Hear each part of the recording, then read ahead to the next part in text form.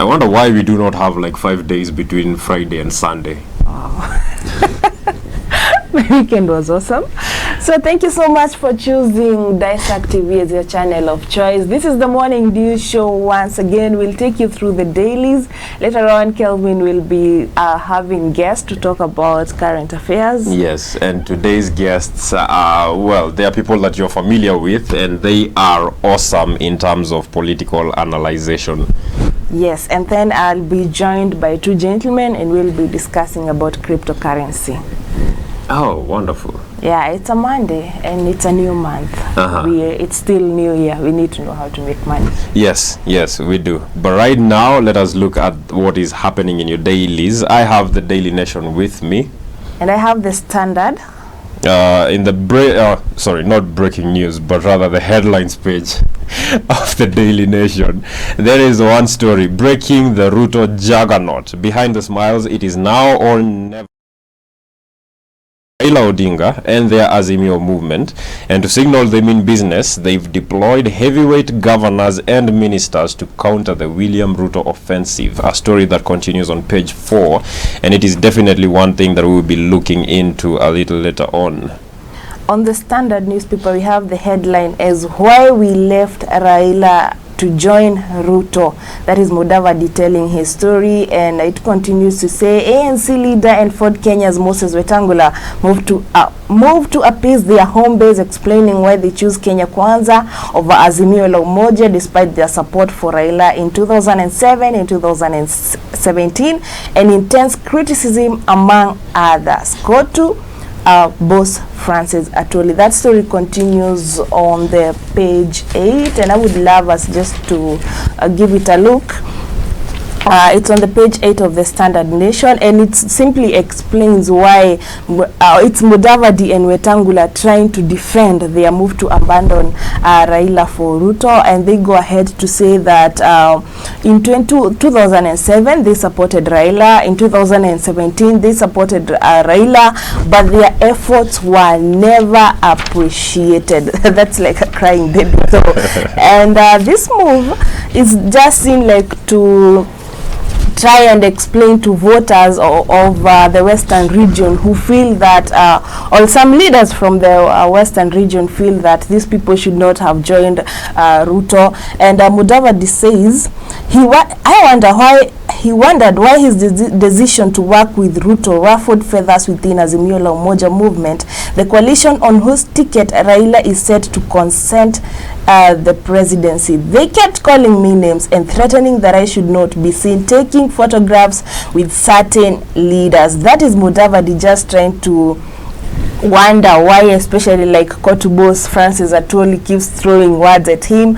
But that is it. I hope people from Western region can understand him, and we are in a democratic country. We have the right to make political decisions, so I don't think anybody should be criticizing him for his choice to join UDA. However, that's their field. Yes, but with every decision comes the consequences, and one of the consequences that has been facing Honorable Mudavadi and Honorable Moses Wetangula since they joined the Kenya Kwanza movement, that is the UDA led by the Deputy President, has been the defection of people from their parties to the Azimio side. And on page 8 of the Nation, there are some of the people who have left. They are highlighted here. That is, ANC has lost MP Ayub Savula, Peter Nabulindo, Tindi Mwale, Titus Hamala, Christopher Aseka, and Oku Kaunya, as well as several other people. Now, Mr. Mudavadi went ahead to say, to defend the claim that they are losing people by saying that the media is not telling Kenyans how many have defected from Jubilee, how many ODM MPs have abandoned the party, such as Aisha Jumwa and others. Tell Kenyans the truth, he said. On the story of politicians moving from parties, another story on the page 7 of the Standard newspaper states that over 100 Ruto MPs to quit Jubilee this week. That's big. And I hope, as Mudavadi claims, we'll be here to tell you who defected what, so that you're not blaming for not giving Kenya's correct information. Tuju says, who is the Jubilee Secretary General, says the party will not waste time pushing to have the MP lose their seats, since it will end up in winding litigation. MPs Adan Duale, Connelly Serem, and Didmas Barasa believe they are shielded by law from any form of punishment. The reason why MPs had not come openly to say that they have left Jubilee Party, as much as they say that Jubilee is a dead party, is because they fear losing their seats. Like today, if you left your party and you're a sitting MP, then that calls for a by-election since you've defected, and that is why most of them have been shielding while still campaigning for other parties. But then the law is clear, or the bill is clear, that they should and now resign from their parties, and it is expected that they will be resigning from their parties. Actually, they were supposed to resign on February 8th, that is tomorrow. And it states that we are going to resign en masse on February 8th. We want to resign from Jubilee alongside state officers. The law is clear on when a by-election can be held, he said. Right now, of course, a by-election cannot be held, and that's why they feel like it is the appropriate time to leave Jubilee and join now the other parties. Not necessarily UDA, but we'll be seeing people leaving the political vehicles that took them to parliament on 2017 to now join other parties. And on page 7 is an interview that you do not want to miss. This is what I would call a must read. It is an interview. Basically the reporters for Daily Nation sat down with Kanini Kega, and there are several questions that they asked him, and the answers that he gave are highlighted. And possibly one of the largest questions that have been in the Kenyan political scene recently is what caused the rift between the president and his deputy. And it is a question that Kanini Kega answered, and he said, when we concluded the general elections in 2017, we had a parliamentary group meeting at State House on August 28th, 2017, and I remember the president being categorical that the election season was over and focus should be on delivering the promises made to the people for the next 4 years. He even singled out the DP, telling him that after we have done our work delivering to the people, he will be the one leading the troops in 2021 for the continuity of Jubilee. But the DP did the opposite. Instead of supporting the president in his agenda, he continued with his countrywide political visitations, making political pronouncements, and even launching projects. And Kanini Kega claims that this is what brought about the rift between the president and his deputy. But of course, the president also said that he will be touring the Mount Kenya region later on, and he will be making it public why the rift happened.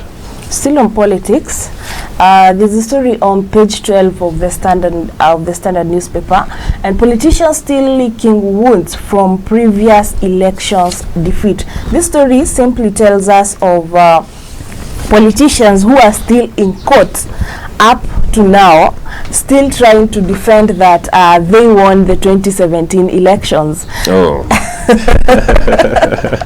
This has cost them a lot, and we have a case of Musa Sirma in October 2021 had his property attached of shillings 888,000 debt. He still owes Moses Lesonot, who has the picture below there, and a snippet we have their pictures, a picture of Eldama Ravine parliamentary election loss over Musa Sirma. He's there at Cabernet Law Courts on September 19, 2017, where he had gone to challenge Moses Lesonot's victory. So this was a verdict by the court that after they went through the court and named below here, Musa Sirma was slapped with that amount, that is 888,000 for contesting. So the court all Eldama Ravine parliamentary MP won over him. And this guy here, Musa Sirma, has still this amount to pay to Moses Lesenot. And this is just one of the many cases we have of politicians with court pending cases. And it states that from those who opted to withdraw their petitions to politicians who soldiered on the Supreme Court to challenge their rivals' victory, the cry is the same countrywide, with most of those interviewed not to file petitions if they lose this time round. So there is that feel that if you lose the election this year, that is year 2022, please don't go to court. Let's settle this out of court, because the court could derail, and for all we know, it is costly, it is expensive. So if there is a way they can settle, that is advice they are being given, that if there is a way they can settle, or you just say it is okay, you won, fine, let's work together. If there is a way you can settle it out of court, the better for you. I hope they follow that. I also feel that the courts is a bit a tedious way to prove that you really won. Yes. And it takes a long time, considering from 2017 up till now. Yes. That is a long time. And there can't be a by-election now. So even if you won now, then would it really help you? I don't think it will make so much of a difference. Really? Which difference? We are already several months to the election. There can't be a by-election. Even if there was, you'll be an MP for how long? And then you'll start campaigning for another seat. It can't work. Well, we're still on the topic of August 9th elections. There is the headlining story: inside Uhuru Raila campaign strategy to counter Ruto push.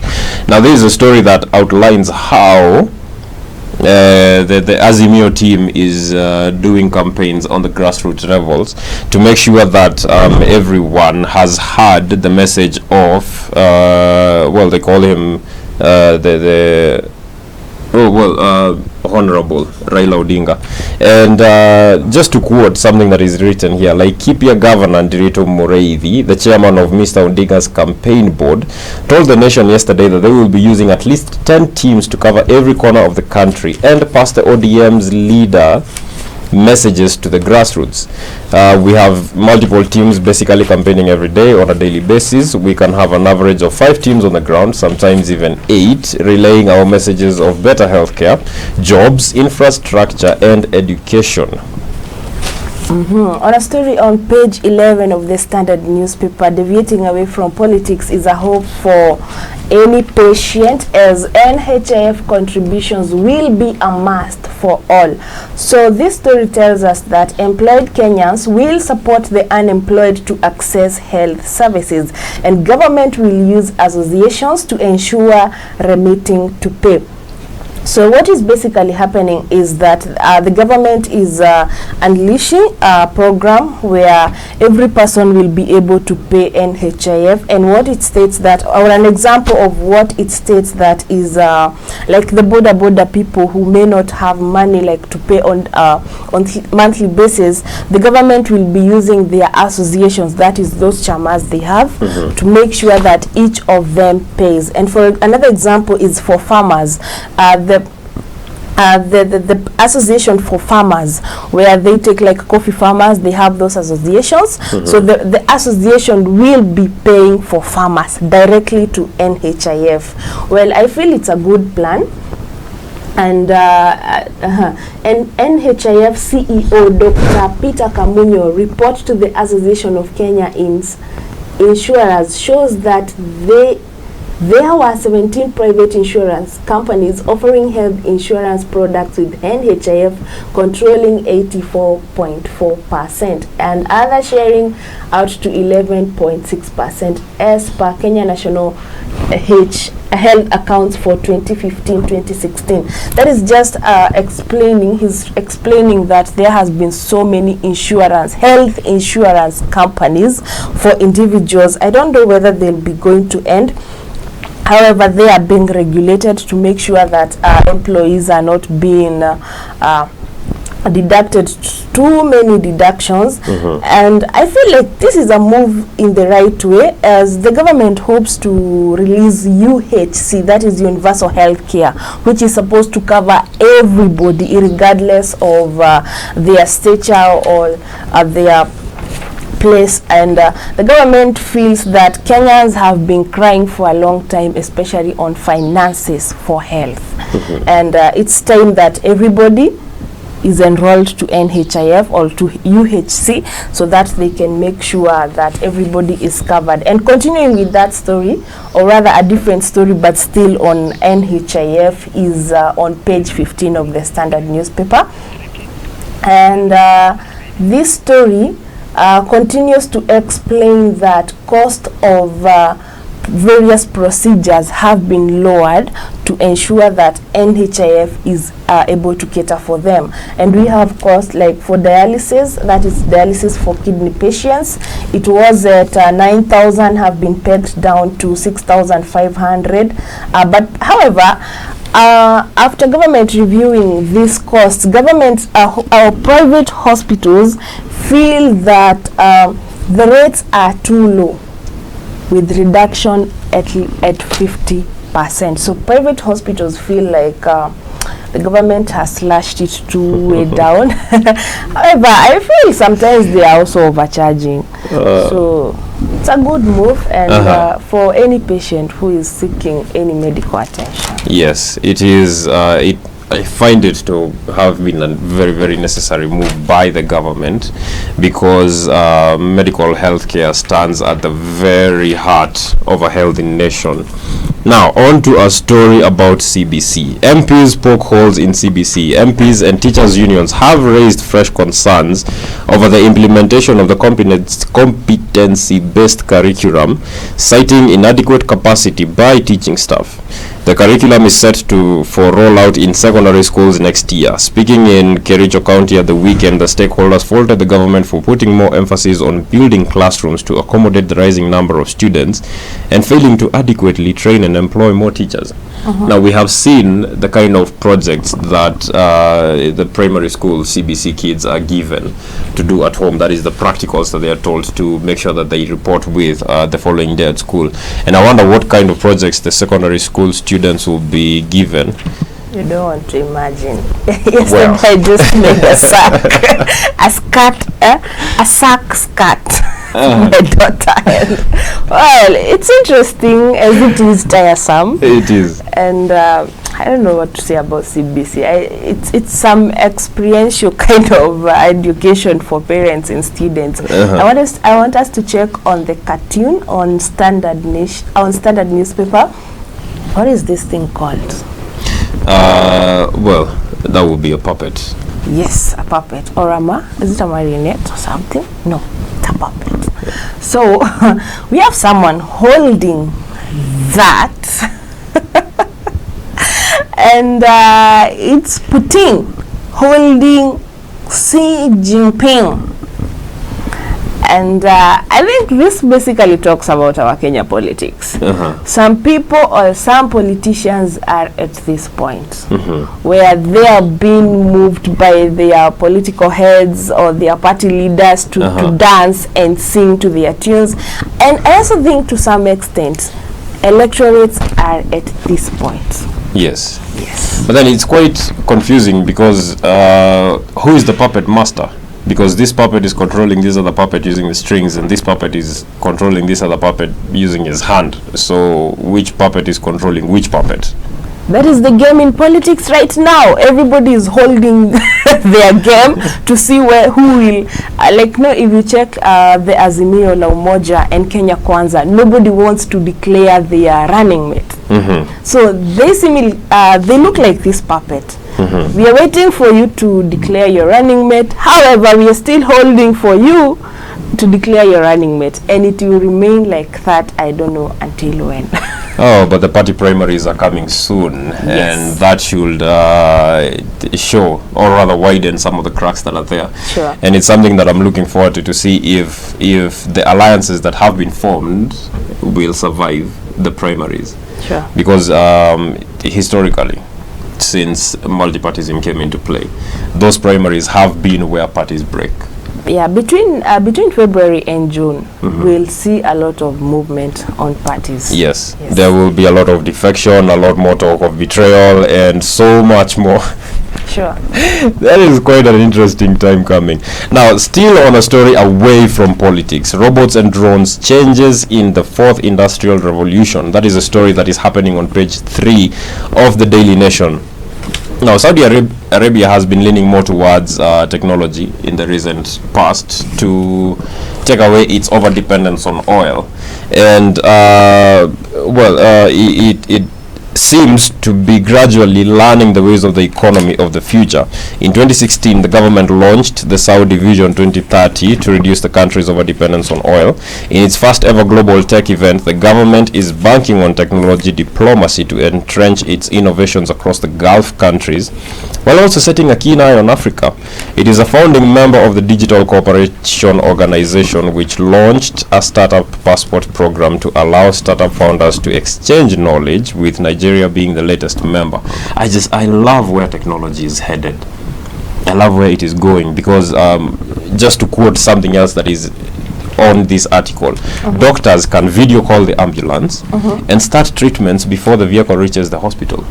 Wow. And there's a country in Africa, I cannot remember which one exactly, but they use drones to transport medicines to those who are in need. So the medicine gets there very, very quickly and on time to save the life of the patient who needs it. I have seen that too somewhere, and I thought it was really, really thrilling, and I hope our country can get there. Yesterday, away from the newspapers, Muranga Senator had an event. I was hoping to see it on the papers. I'm still wondering why their party leader decided not to attend that event. However, it was colorful. It was in Muranga Mombi grounds. I was hoping to see that that story by the on the papers, but now that I have not seen it, I don't know what to say about it. Well, I was also looking forward to it. Yeah, and there were quite some leaders there. Yes, and the cartoon on the Daily Nation, it just depicts Kenyans in the purest form. Voter registration clerks and desks are empty, complete with sanitizers and laptops and everything, and the clerks are either playing on an iPad or taking a nap. And then the last insert is of Kenyans demonstrating with placards written "Extend voter registration" and "Haki yetu." And there are even some who are lying on the streets and some are screaming. It's hilarious because the IBC has in the past week or so, the IBC has been in the news claiming that people are not coming out to register. But then now that the voter registration is coming to an end, I think there has been long lines.